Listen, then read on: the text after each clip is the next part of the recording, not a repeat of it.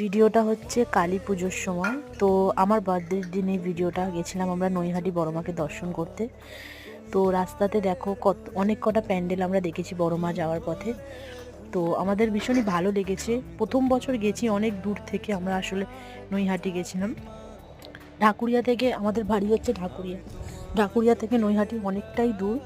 তো আমাদের খুব যাওয়ার ইচ্ছা ছিল, বড় মাকে দেখার ইচ্ছা ছিল। তোমরা কে কে নৈহাটিতে থাকো আর কে কে বড় মাকে দেখতে এসেছিলে অবশ্যই জানিও কমেন্টে।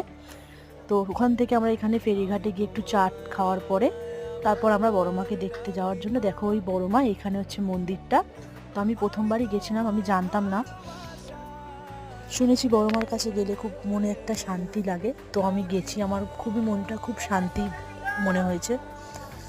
তো আমার খুবই ভালো লেগেছে। আমি সামনের বছর আবার যাব বড় মাকে দেখতে।